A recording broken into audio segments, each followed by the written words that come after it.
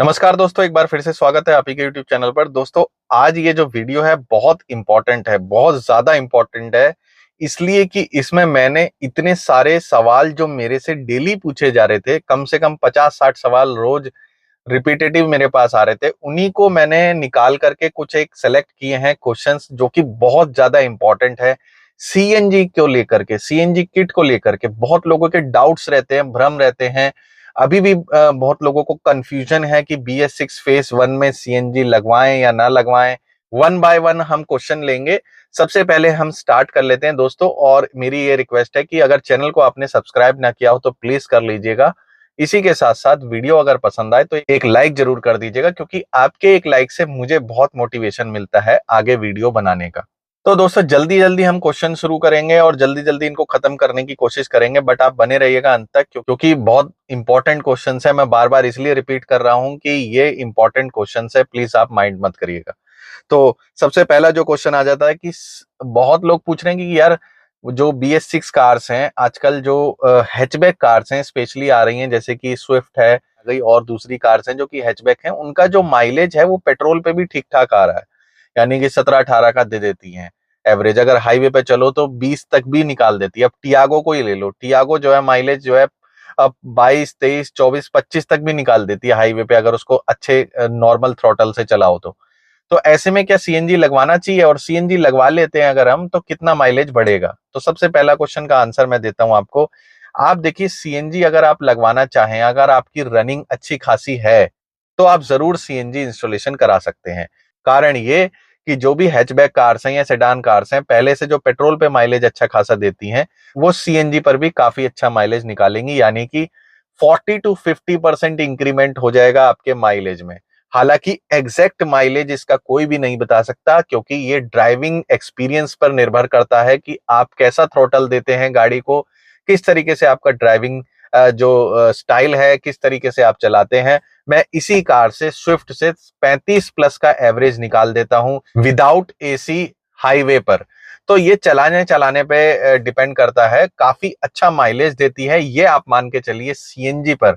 तो ये आपका जो सवाल है ये खत्म हो गया होगा। माइलेज का कंसर्न जो आपका है, 40 से 50% बढ़ता है माइलेज सीएनजी लगाने के बाद। इसी के साथ जो अगला क्वेश्चन आ जाता है कि क्या सीएनजी लगवाने से पिकअप बहुत ज्यादा ड्रॉप हो जाता है, परफॉर्मेंस लो हो जाती है?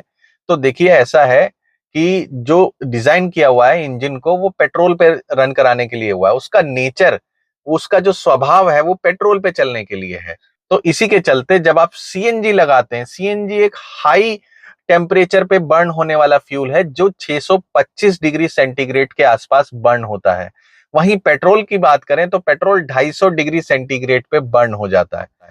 तो ऐसे में सीएनजी लगाने पर गाड़ी की परफॉर्मेंस में थोड़ा सा लैग आएगा। बट हाँ, अगर end to end, point to point अगर सीएनजी की सेटिंग्स हो रखी है और टाइमिंग एडवांसर लगा हुआ है, जिसको हम सीकेपी, एडवांसर, स्पाइडर, कोबरा, पांडा या फिर डायनेमिक कह देते हैं, इसको कहते हैं एडवांसर, जो कि एडवांस कर देता है आपकी गाड़ी की क्रैंक को। यानी कि थोड़ा असर आएगा आपको। अगर गाड़ी पेट्रोल पे 20 है तो इस पे 19 होगी ही होगी। थोड़ा सा माइनर इफेक्ट आपको मिलेगा ही मिलेगा। किसी अच्छे रेट्रोफिटमेंट से ही सीएनजी लगवाइएगा। ये मैं इसलिए कह रहा हूं कि बहुत सारे लोग सड़क किनारे दुकान खोल के बैठे हुए हैं, ये जी सीएनजी लगा रहे हैं, हम सीएनजी लगा रहे हैं, उनके पास प्रॉपर वैलिड आरएफसी भी नहीं होता है। उसके बाद भी वो सीएनजी इंस्टॉलेशन करके पेपर किसी और से बनवा के आपको दे देते हैं। ठीक है, ये तो रहा इस सवाल का जवाब। अगला सवाल है, क्या सीएनजी लगवाने के बाद हमको सर्विस जो है वो जल्दी जल्दी करवानी पड़ेगी गाड़ी की? अब तो जो है सीएनजी लग गई, 7-8 हजार पे हमें सर्विस करानी पड़ेगी। हो सकता है उससे भी पहले करानी पड़े। सीएनजी पे तो गाड़ी बहुत हीट होती है, ऑयल बहुत ज्यादा बर्न होता है। तो क्या हमें 4-5 हजार, 6 हजार पे सर्विस करवा लेनी चाहिए? बिल्कुल नहीं, बिल्कुल भी नहीं। अगर आपका सर्विस इंटरवल 10,000 किलोमीटर है तो आप उससे 500 या 1,000 किलोमीटर पहले करवा लीजिए, कोई दिक्कत नहीं आएगी। अब आते हैं अगले क्वेश्चन पे। पूछा जाता है कि जी, स्पार्क प्लग कौन सा लगवाएं? सीएनजी लगवाने के बाद तो स्पार्क प्लग बहुत ज्यादा इंपॉर्टेंट हो जाता है। बहुत सीएनजी वाले भी कह देते हैं, अच्छा जी जर्क आ रहा है आपकी गाड़ी में, स्पार्क प्लग चेंज कर दो। ठीक है, और अब भी आ रहा है जर्क, एडवांसर हटा दो। अब भी जर्क आ रहा है, ट्यूनिंग कर दो मैप की, मैप ट्यूनिंग कर दो, फ्यूल को लीन हो रहा है तो ज्यादा उसको रिच कर दो। तो बहुत सारे रीजन बता देते हैं, जर्क आ रहा है या गाड़ी घुट रही है। तो देखिए स्पार्क प्लग मेन होता है उसमें। स्पार्क प्लग का रोल ये होता है कि स्पार्क प्रॉपर तरीके से हो जाए सीएनजी को बर्न करने के लिए। तो आप हमेशा अपनी गाड़ी में एनजीके का स्पार्क प्लग इस्तेमाल करें। इसमें बहुत सारी चॉइसेस आती हैं। एनजीके में भी बहुत लोग कहते हैं इरिडियम लगा लें, बिल्कुल लगा सकते हैं, इरिडियम सबसे बेस्ट है।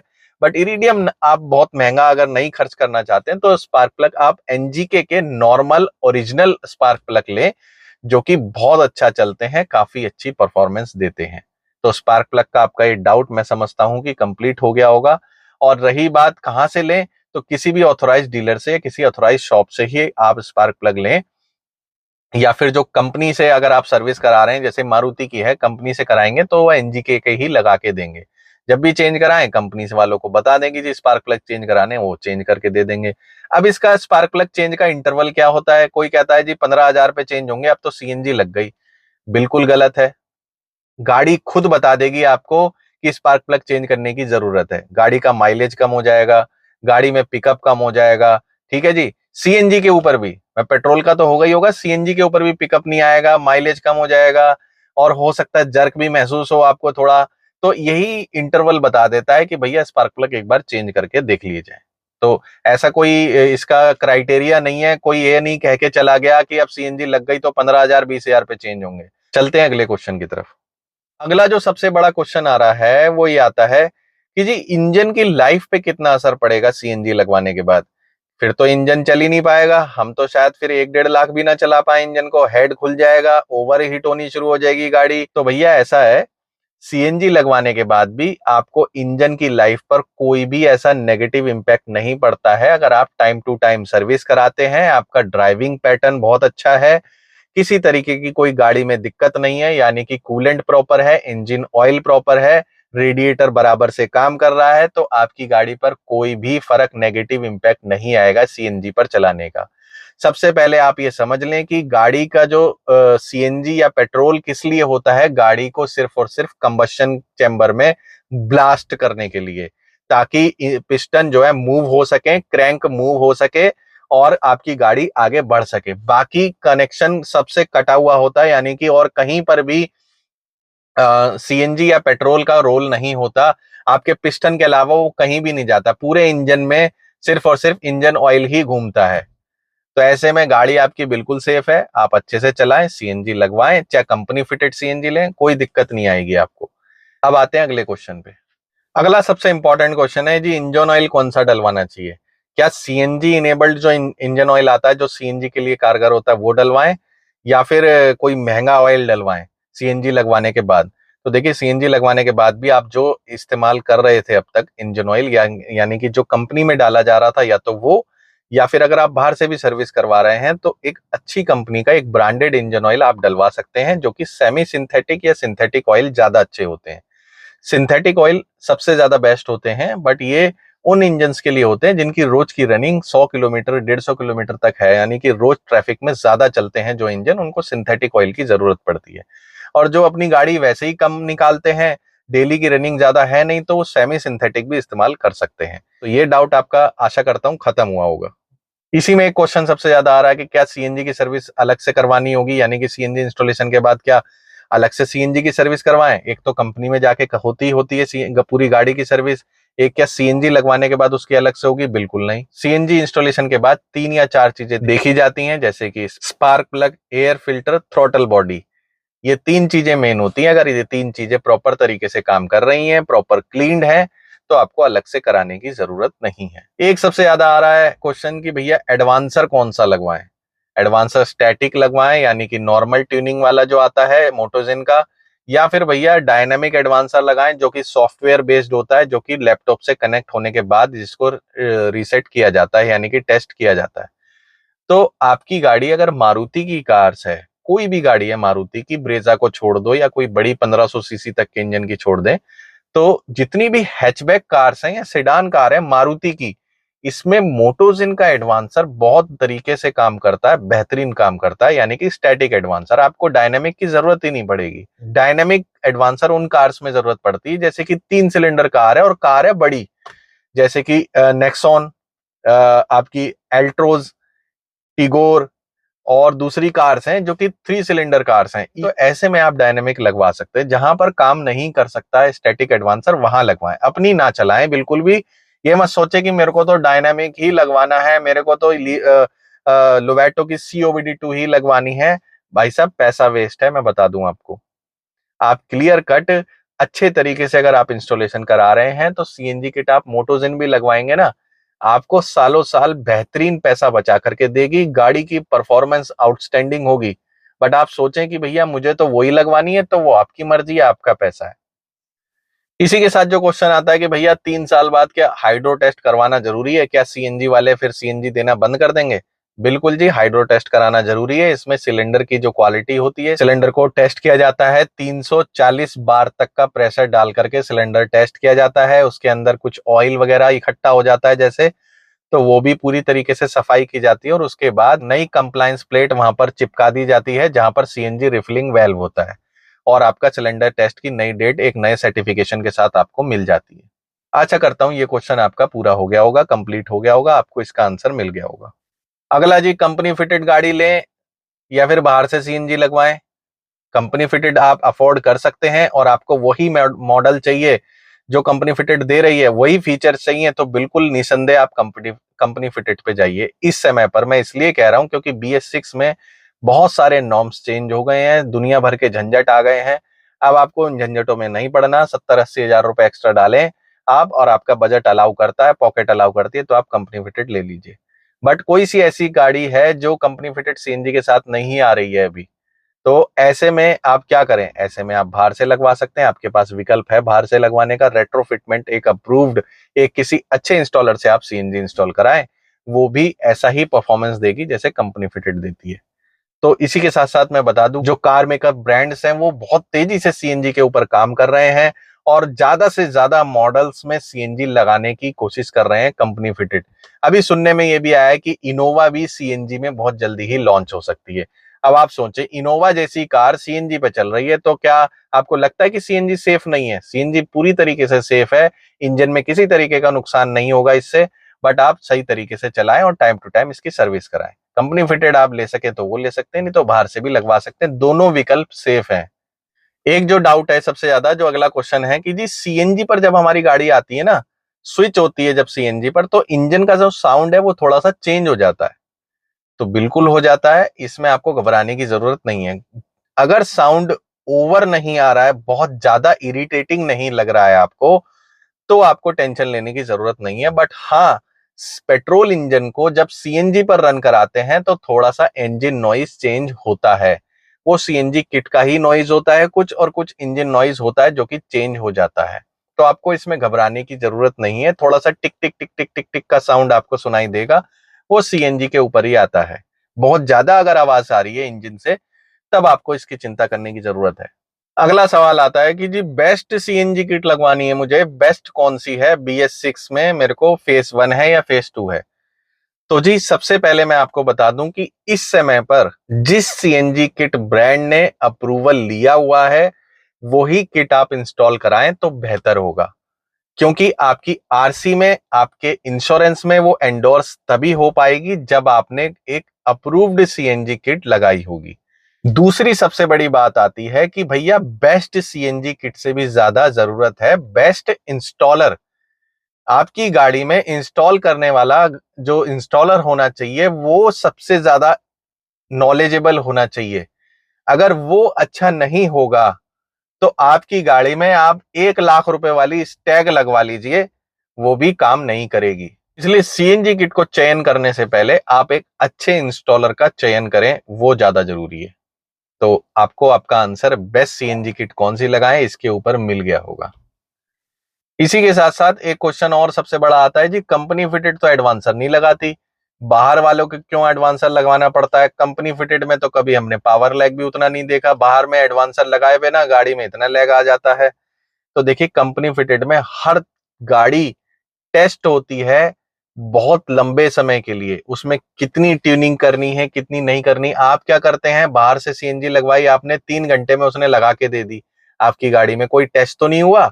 बट एक ही इंजन पे कंपनी सैकड़ों बार टेस्ट करती, कई कई साल टेस्ट करती है। फॉर एग्जाम्पल, टाटा की टियागो में सीएनजी लॉन्च हुई थी, तो टियागो में तो कई महीनों तक टेस्ट चला ही था।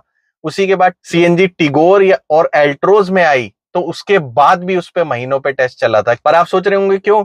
सेम इंजन था दोनों का, 1.2 लीटर 1.2 लीटर, टियागो में भी 1.2 लीटर। और तो और सीएनजी पंच भी जो टेस्ट हो रही है वो भी कई महीनों से टेस्ट हो रही है। क्यों हो रही है? उसमें भी तो 1.2 का रेवोट्रॉन इंजन है, फिर क्यों टेस्ट हो रही है? एक इंजन पे तो कंपनी ने टेस्ट कर ली ना टियागो में, फिर बार बार क्यों टेस्टिंग? यही कारण है, गाड़ी का कर्ब वेट, गाड़ी का ओवरऑल स्ट्रक्चर, उसमें वजन कितना है, उसके अकॉर्डिंग गाड़ी की ईसीयू ट्यून होती है सीएनजी वाली। जी हाँ, सीएनजी इसलिए बार बार टेस्ट होती है, लंबे समय के लिए टेस्ट की जाती है कि इस गाड़ी पे कैसा परफॉर्मेंस आएगा, इस किट पर, इस गाड़ी पे भले ही इंजन और ईसीएम सब कुछ सेम है, उसके बाद भी हर गाड़ी पर अलग अलग टेस्टिंग हो रही है। सिर्फ और सिर्फ क्या है, मॉडल स्ट्रक्चर चेंज हो गया, उसकी वजह से बार बार टेस्टिंग हो रही है। तो इसीलिए एडवांसर उसमें नहीं लगाना पड़ता, उसमें लंबे समय की टेस्टिंग के बाद बिल्कुल एज टू एज एक जो ट्यूनिंग होती है वो होती है। इसी वजह से एडवांसर का रिक्वायरमेंट नहीं होता है।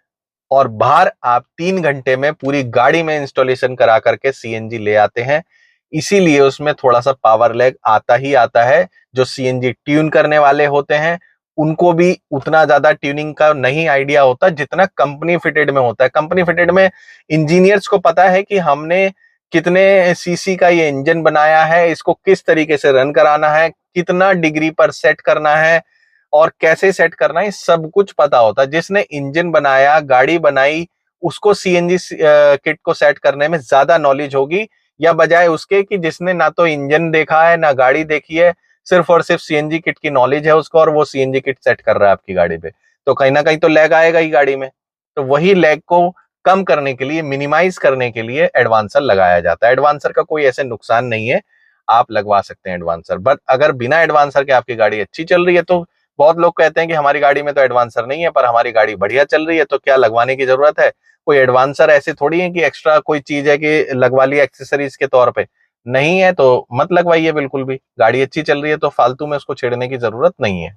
दोस्तों, कुछ चीजें मैं रिपीट कर रहा हूं तो प्लीज डोंट माइंड, क्योंकि ये बताना आपको बहुत जरूरी है, तभी आपको एक सही जानकारी मिलेगी सीएनजी किट की। सीएनजी नोजल पीछे लगवा सकते हैं क्या पेट्रोल टैंक के पास या नहीं? तो देखिए, सीएनजी नोजल अगर पीछे आप लगवा सकते हैं आफ्टर मार्केट, तो कंपनी जो सीएनजी किट का जो बॉक्स आता है उसमें वो नोजल पहले ही से देती है आपको। पर वो नहीं देती नोजल, और आगे का नोजल दिया जाता है जो कि बोनेट में लगाया जाता है। क्यों? क्योंकि वो अप्रूव्ड नहीं है। कभी भी आपके चेकिंग इंस्पेक्टर ने आरटीओ में अगर पेट्रोल फिलिंग टैंक के पास को खुलवा करके देख लिया और वहां पे देख लिया कि सीएनजी वेल्व लगा हुआ है आफ्टर मार्केट में, तो आपकी गाड़ी रिजेक्ट हो सकती है, पास नहीं होगी, एंडोर्समेंट नहीं होगा आरसी पर। और दूसरी बात कि भैया, जब वहां पर ड्रिल मशीन से छेद होता है तो वहां पर गाड़ी में रस्टिंग आनी शुरू हो जाती है, जंग लगना शुरू हो जाता है, क्योंकि सीएनजी गैस होती है ठंडी, और बार बार वहां पर आप सीएनजी फिलिंग कराएंगे, और खासकर सर्दियों में तो 24 घंटे ही वहां पर जो है थोड़ी आइस जमी रहती है। तो ऐसे में वहां से जंग लगना शुरू हो जाएगा, जंग लगेगा तो दिक्कत है, फिर आपकी गाड़ी गलना शुरू हो जाएगी। या तो अगर आप लगवाना चाहते हैं, आपको बिल्कुल ही ये लगता है कि नहीं जी मैं तो वहीं लगवाऊंगा, तो मेरी एक सलाह मानिए कि जब आप ड्रिल मशीन से वहां छेद करवाते हैं उसके बाद उस पर रबड़ पेंट जरूर करवा लीजिए चारों तरफ, ताकि वहां पर रस्टिंग कभी ना आए। रबड़ पेंट बहुत ज्यादा थिक होता है, काफी ज्यादा मोटा होता है, या इसको कह लीजिए तारकोल टाइप से होता है।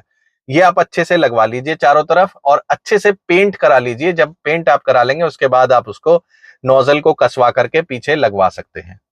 अगला क्वेश्चन इंपॉर्टेंट है कि जी गाड़ी सीएनजी लगाने के बाद हमारी गाड़ी दब गई, तो सस्पेंशन में गुटके लगा लें हम या कशन बफर लगवा लें? तो आपको मैं बता दूं कि कभी भी आप गुटके ना लगवाएं अपने पिछले सस्पेंशन में या कहीं पर भी, क्योंकि सस्पेंशन के कैलिब्रेशन खराब हो जाते हैं इससे।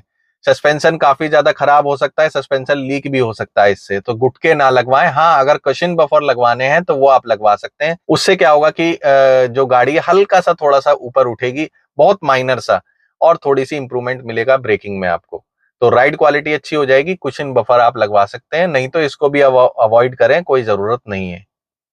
और अगला सवाल जो बहुत इंपॉर्टेंट है, बहुत लोगों के द्वारा पूछा गया है, वो ये है कि जी कौन सी गाड़ी लेनी चाहिए जिसमें हम सीएनजी लगवा सकें?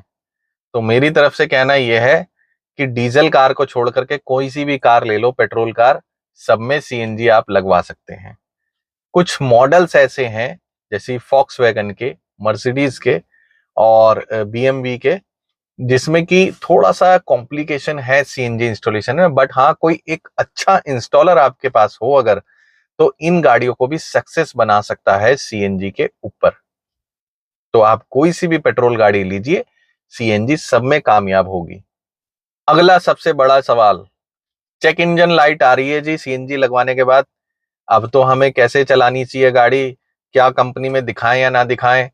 तो सबसे पहले मैं बता दूं कि वही दोबारा से मैं दोहरा रहा हूं कि एक अच्छा इंस्टॉलर अगर होगा तो आपकी गाड़ी में चेक इंजन लाइट आएगी ही नहीं। बट कुछ एक कार्स ऐसी होती हैं जिसमें चेक इंजन लाइट आ जाती है, जिसमें इंस्टॉलर भी कुछ नहीं कर पाता। इसके पीछे कारण ये होता है कि जो भैया पेट्रोल इंजन है उनको एक अलग से जब भी कोई कमांड मिलेगी या उनको कुछ भी फिटमेंट में कुछ छेड़छाड़ मिलेगी, एक प्रोग्राम रोबोट है ईसीएम, उसको अगर लगेगा कि गाड़ी के इंजन के साथ या गाड़ी के कैलिब्रेशन के साथ कोई छेड़छाड़ कर रहा है, तो ऐसे में वो चेक इंजन लाइट दिखाएगा ही। मालिक को ये बताएगा, गाड़ी मालिक को ये पता चलेगा कि भैया इंजन में कुछ दिक्कत है, आप गाड़ी को ठीक करा लो, है ना। तो ऐसे में क्या है कि जब बाहर से सीएनजी लगती है तो कुछ कार्स में ये इंजन लाइट आती ही रहती है, परमानेंट जली रहती है, जिसका कोई सोल्यूशन नहीं है, जिससे घबराने की भी आपको जरूरत नहीं है। तो दोस्तों, आशा करता हूं आपको अच्छा लगा होगा वीडियो, और आपके ज्यादातर सवाल मैं समझता हूं कि 90% जो क्वेश्चंस थे वो मैंने कवर करने की कोशिश करी है यहाँ पर। और अगर वीडियो अच्छा लगा हो तो एक लाइक करके चैनल को सब्सक्राइब कर दीजिएगा। आपका बहुत बहुत धन्यवाद।